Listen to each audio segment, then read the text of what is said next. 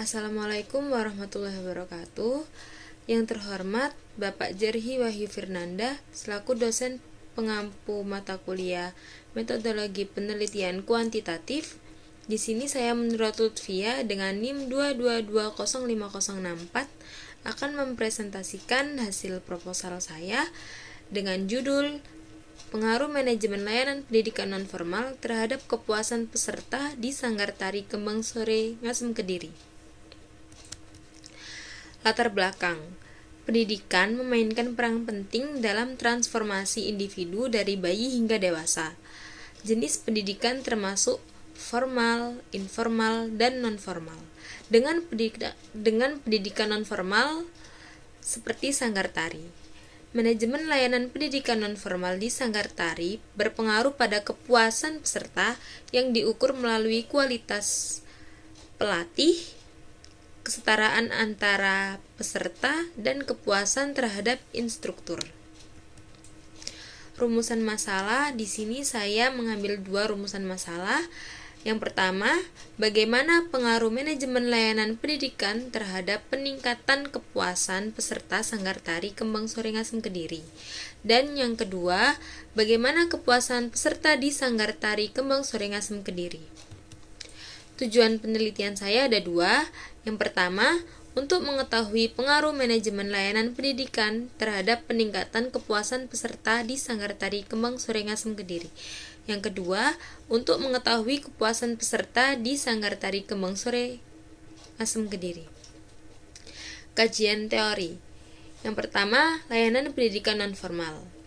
Menurut Peraturan Pemerintah Republik Indonesia Nomor 19 Tahun 2005 Pasal 1 adalah jalur pendidikan di luar pendidikan formal yang dapat dilaksanakan secara terstruktur dan berjenjang. Yang kedua, manajemen layanan pendidikan nonformal di Sanggar Tari melibatkan perencanaan, pengorganisasian, pelaksanaan, dan pengawasan kegiatan pendidikan di luar lingkungan formal seperti sekolah. Ini mencakup pengelolaan program pembelajaran tari, pengembangan kurikulum, perekrutan instruktur berkualitas, pemantauan kemajuan siswa, serta administrasi dan keuangan yang terkait.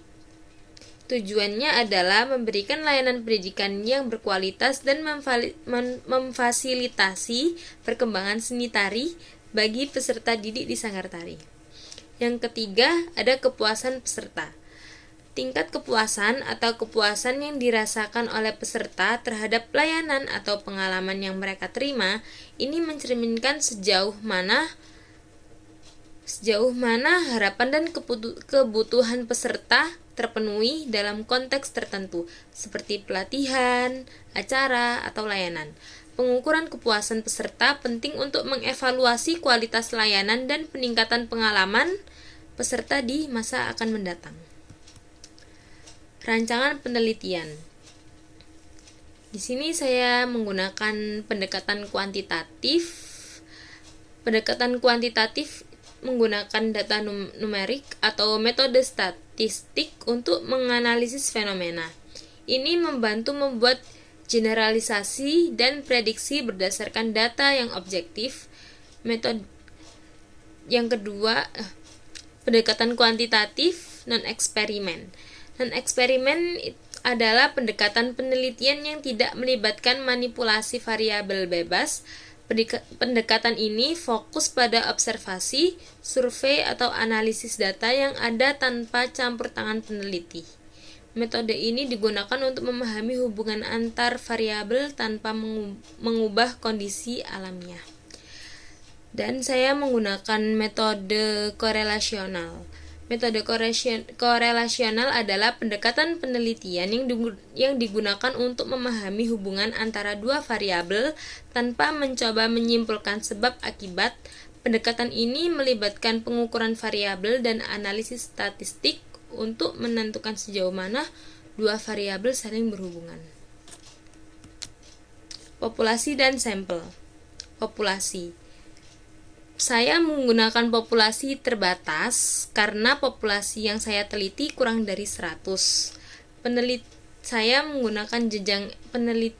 saya menggunakan jenjang SMA untuk pengambilan objek penelitian dan diketahui populasi pada jenjang SMA di Sanggartari, Kembang Sore berjumlah 40 orang.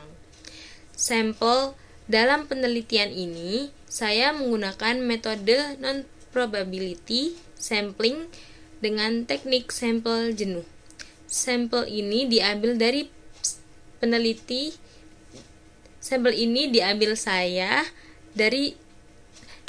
saya ambil dari jumlah populasi terbatas, yaitu 40 orang. Teknik pengumpulan data. Teknik pengumpulan data yang pertama ada metode kuesioner atau angket, yang kedua ada dokumentasi, dan yang ketiga ada observasi. Instrumen penelitian. Instrumen penelitian saya menggunakan skala Likert. Dalam skala Likert sendiri memiliki dua bentuk pertanyaan, yaitu pertanyaan positif dan pertanyaan negatif. Pemberian skor pada pertanyaan positif mulai dari 4, 5, 4, 3, 2, dan 1, sedangkan pada pertanyaan negatif pemberian skor berkebalikan sehingga dimulai dari 1, 2, 3, 4, dan 5. Teknik analisis data. Yang pertama, statistik deskriptif, yang kedua uji normalitas, dan yang ketiga uji linearitas. Sekian presentasi dari saya, kurang lebihnya mohon maaf. Wassalamualaikum warahmatullahi wabarakatuh.